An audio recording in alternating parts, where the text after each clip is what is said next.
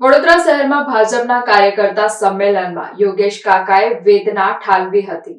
વડોદરા શહેરમાં યોજાયેલા ભાજપના કાર્યકર્તા સંમેલનમાં યોગેશ કાકાએ વેદના ઠાલવી હતી। માંજલપુર વિધાનસભાને અન્યાય થયો હોવાનો બળાપો ઠાલવ્યો છે। અમને અન્યાય થયો છે તેવું જણાવ્યું હતું। પૂર્વ, ઉત્તર અને પશ્ચિમમાં મેયર, ડેપ્યુટી મેયર અને ચેરમેન આપ્યા। અમારી વિધાનસભાથી એક મેયર આપ્યો એ પણ ફક્ત 6 મહિના માટે। અમારી વિધાનસભામાંથી એક માણસ અંદર સિસ્ટમમાં હોય તો વિસ્તારને વિકાસ માટે વેગ મળે તેમ જણાવ્યું હતું। સાથે જ એવું પણ કહ્યું કે આજે વિસ્તારોમાંથી પદ અપાયા છે ત્યાં વોટ ઓછા મળે છે। અમારી વિધાનસભા સૌથી વધુ મત લાવે છે। પદ પર એક પણ માણસ નહીં હોવા છતાં વિકાસ સૌથી વધુ માંજલપુર વિધાનસભાનો થયો છે। બધું એ બાજુના લોકો લઈ જાય છે અને વોટ પણ ઓછા આવે છે। અમારી વાત સાંભળીને આગામી સમયમાં એ માંગણી પૂરી કરશો એવી આશા પ્રમુખ પાસે વ્યક્ત કરી છે।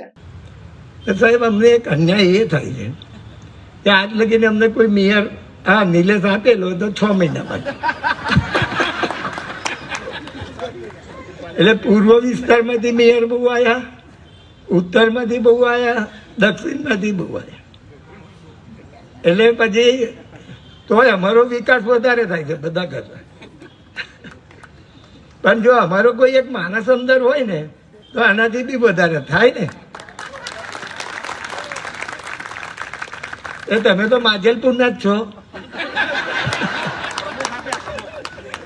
પણ તમે આપ્યા ખરા, પણ અમારે એક મહામંત્રી બી આપો, કારણ કે કાયમ આપતા આવ્યા છે। કારણ કે પછી એવું હોય કે પ્રમુખ આપે એટલે મહામંત્રી નહીં આપીએ, એવું ના થાય, બરાબર ને? એટલે મારું કામ ઝડપથી થાય। ના, અત્યાર લગીને મહામંત્રી જ આપ્યા છે, બીજું કઈ નહીં આપ્યું।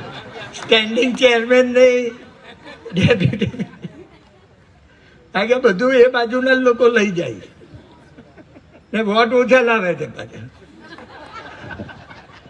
અમારે તો કશું નથી તો વોટ વધારે, એટલે આટલું ધ્યાન રાખજો એવું।